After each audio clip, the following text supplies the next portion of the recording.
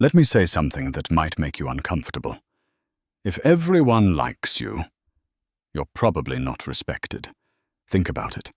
The people who are always smiling, always agreeable, always easy to deal with, they're loved, but they're also ignored, interrupted, talked over, and quietly used. And maybe that's been you. You say yes when you mean no. You explain yourself so no one feels offended. You laugh things off even when something crosses the line, not because you're weak, but because you don't want tension. You don't want conflict. You don't want to be the bad guy. But here's the truth no one tells you. Being liked is a survival strategy. Being respected is a position of power. There's a reason certain people don't need to raise their voice. A reason the room shifts when they speak. A reason no one jokes at their expense or tests their limits twice. They're not nicer than you. They're not louder than you. They just stopped needing approval. And the moment you stop performing for people's comfort, everything changes. Some people will pull away. Some will push back. Some will say, "You've changed." But what they really mean is, you're no longer easy to control. And that's when respect starts to appear. Quietly, uncomfortably, irreversibly. So if you've ever wondered why being good, kind, or liked never gave you real authority, stay with me. Because once you understand the dark difference between being liked and being respected, you'll never show up the same way again. Now here's where things get uncomfortable. Because most people don't chase being liked on purpose. They fall into it. It feels harmless. It feels polite. It feels like being a good person. But what if the thing you're calling kindness is actually the cage you built around yourself? Let's talk about the like trap. Being liked feels safe because it keeps the peace. No awkward pauses, no raised eyebrows, no tension in the room. When people like you, you don't have to explain yourself. You don't have to defend your choices. You don't have to deal with rejection. So you adapt. You read the room before you speak. You soften your opinions. You add extra words like just, maybe, and I don't know, so no one feels challenged. You don't set boundaries directly. You hint. You joke. You hope people get the message. And when they don't, you blame yourself. You tell yourself you're being mature, that you're choosing peace, that it's not worth the drama. But here's what's really happening. Every time you trade honesty for likability, you teach people that your limits are flexible. Every time you over-explain, you tell them your decisions need approval. Every time you tolerate something that bothers you, you silently agree to it happening again.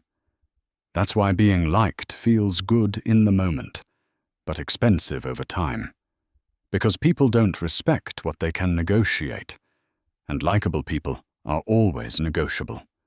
Think about the last time someone crossed a line with you. They didn't do it aggressively. They did it casually. They interrupted you. They assumed you'd be available. They pushed just a little further than last time. Not because they're bad people, but because you've been signaling over and over that access to you comes cheap. Being liked isn't power, it's comfort. And comfort is where people slowly forget to take you seriously. The real danger of the like trap isn't that people dislike you, it's that they never feel the need to respect you at all. Here's the part most people miss. Being liked isn't neutral, it's a signal. Whether you mean it or not, people are always reading your behavior, your tone, your timing, what you allow and what you don't. And when you're highly likable, the signal you send is simple. You're accommodating, you're flexible, you're emotionally available. You'll probably let things slide. That doesn't make you weak. It makes you predictable. And predictability is something people test. Not consciously, not maliciously, almost automatically.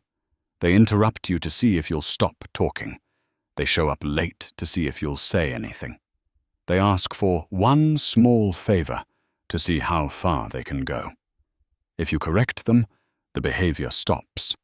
If you smile and adapt, the behavior escalates. That's how patterns are formed. Think about work. There's always one person who gets piled with extra tasks, not because they're the best, but because they won't resist. The one who stays late. The one who says, "It's fine, I've got it." People don't think, "Let's use them." They think, "They don't mind." In friendships, it's the same. You become the listener, the fixer, the flexible one. Plans revolve around everyone else. Your needs become optional, and slowly, your presence becomes convenient instead of valued. Here's the uncomfortable truth. People treat you based on the cost of crossing you. If there's no cost, emotional, social, or relational, there's no reason for them to adjust. Being liked often tells people you'll absorb discomfort so they don't have to, that you'll smooth things over, that you'll choose harmony over honesty, so they relax around you. Too much. They speak more freely. They push more casually. They respect you less precisely because you're so easy to be around. And that's the paradox. The more you prioritize being liked, the more you train people to see you as someone whose boundaries are optional, not ignored out of cruelty, but overlooked out of habit. Because respect isn't about how pleasant you are. It's about how clearly you define the line people shouldn't cross. Now, before this goes any further, we need to clear something up. Because the moment people hear, "Stop being liked," they assume the wrong thing. They think this is about becoming cold, aggressive, intimidating. It's not. If you don't understand this next part, you'll either stay stuck or swing to the other extreme and lose yourself completely. So let's reframe it properly. Fear and respect look similar from a distance, but they're built very differently. Fear comes from unpredictability, from threat, from emotional volatility. People walk on eggshells around fear. They comply because they want to avoid punishment. Respect comes from clarity. It comes from consistency, from knowing exactly where the line is and knowing you'll enforce it. Think about two people setting the same boundary. The first one says it nervously. They explain themselves. They apologize for even bringing it up. The message underneath is, "I hope you're okay with this." The second person says it once, calm, direct, no extra words. The message underneath is, "This is how it is." No anger, no tension, no threat. And yet, people respond very differently. One boundary gets tested again, the other doesn't. Why? Because respect isn't about dominance. It's about consequence.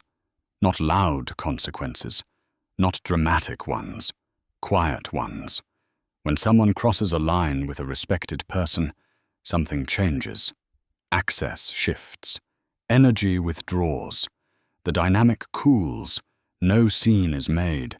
No argument is needed. And people feel that. Fear demands obedience. Respect earns compliance. Fear creates resentment. Respect creates distance, with dignity.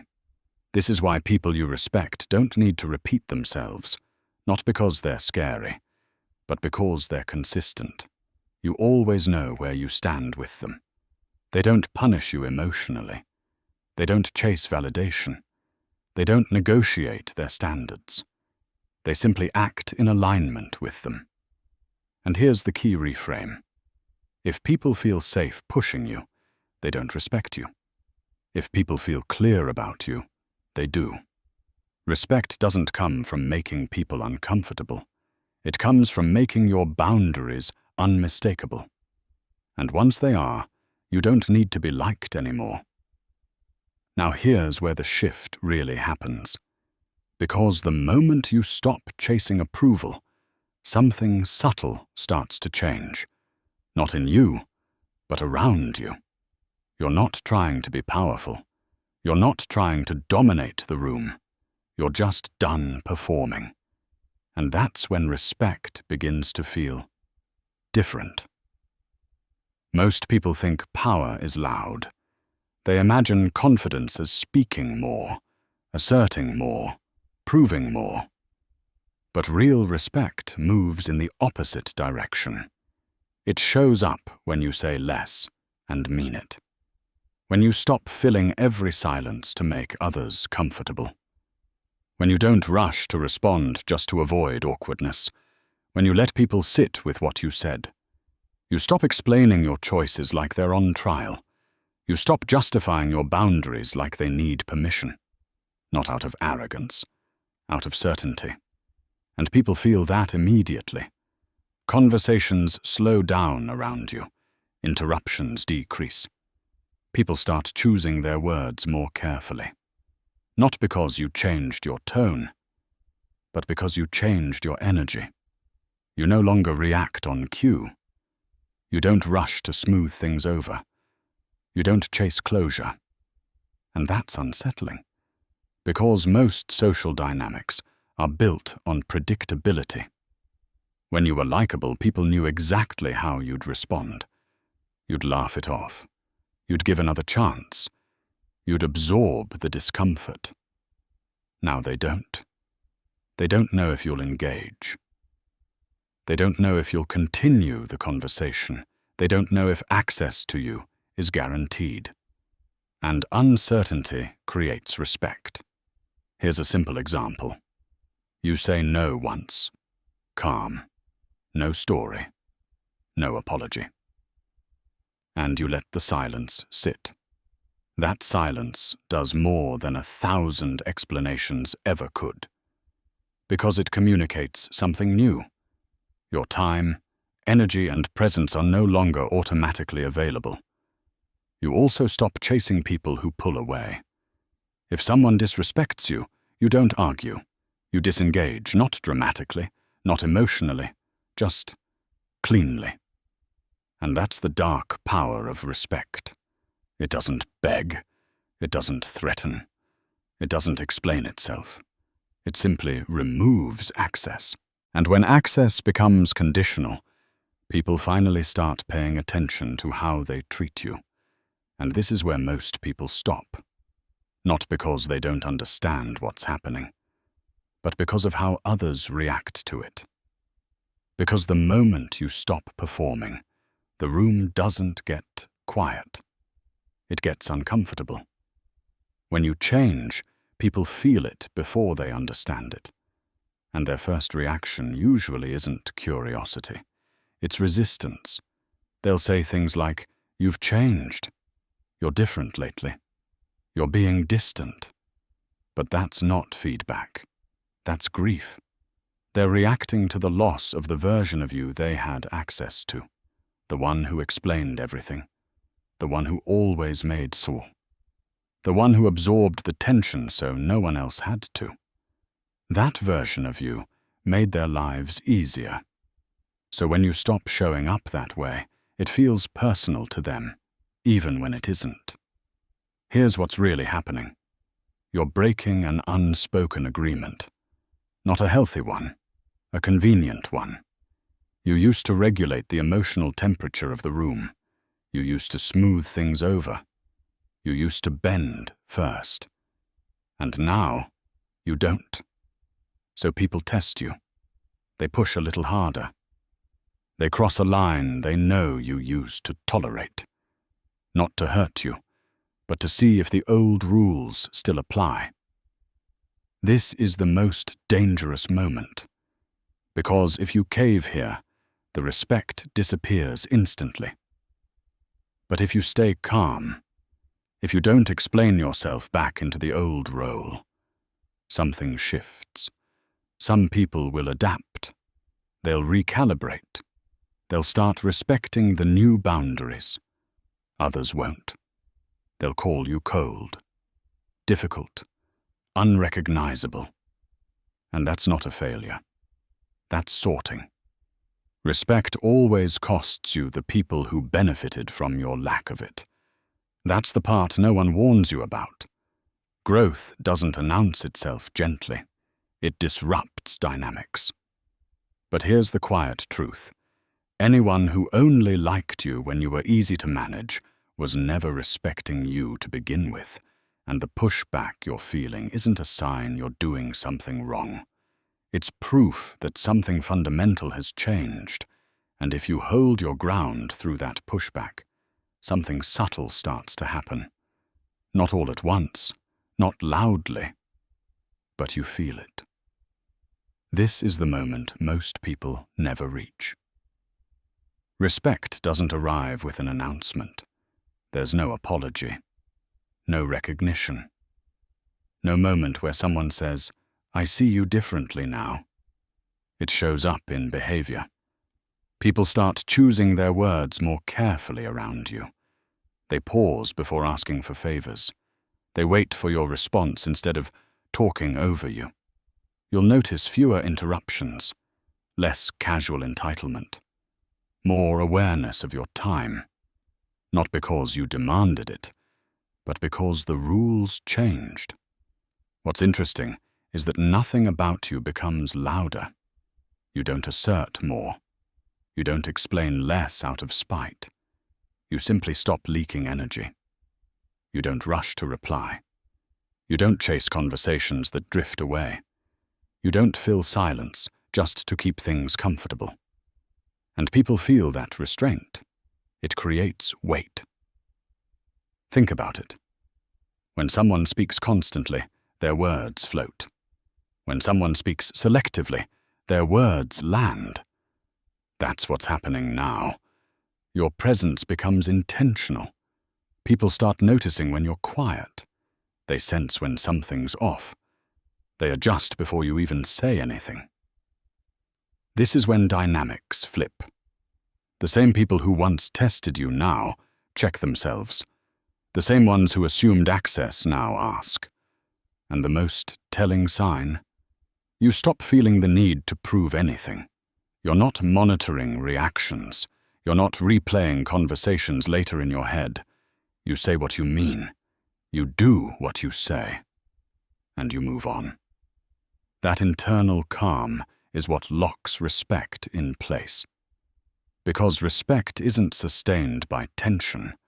It's sustained by consistency. People trust what doesn't wobble. And once they realize you're no longer trying to be liked, they stop trying to see how far they can go. They already know. The line is there. But here's the part no one romanticizes. Respect isn't free. It gives you stability, but it also takes something away. And if you don't expect that cost, you'll be tempted to go back. When you stop trying to be liked, your world gets quieter. Not lonelier, quieter. Fewer messages, fewer casual check-ins, fewer people reaching out just to pass time. Some invitations disappear. Some dynamics fade without explanation.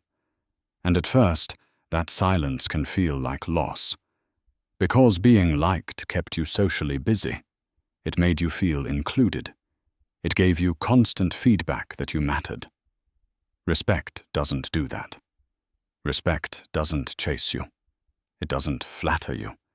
It doesn't reassure you every step of the way. It just stays. And that can feel empty if you're not used to standing on your own. You also lose emotional access. People stop unloading on you. They stop assuming you'll always listen. They stop expecting you to carry what they don't want to deal with. That can feel cold, but it's actually clean.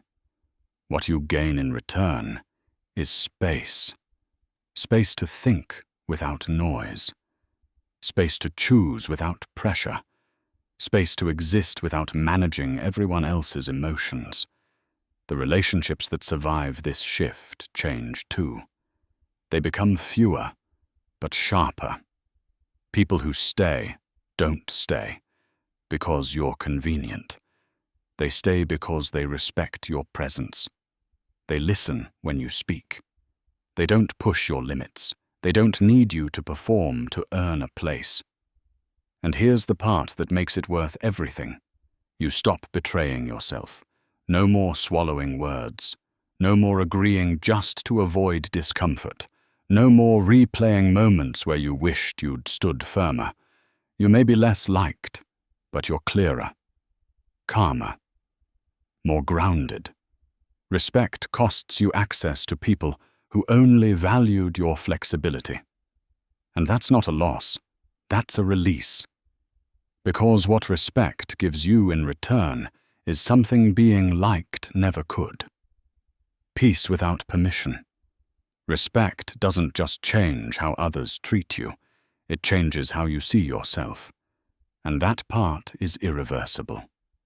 At some point, something internal clicks.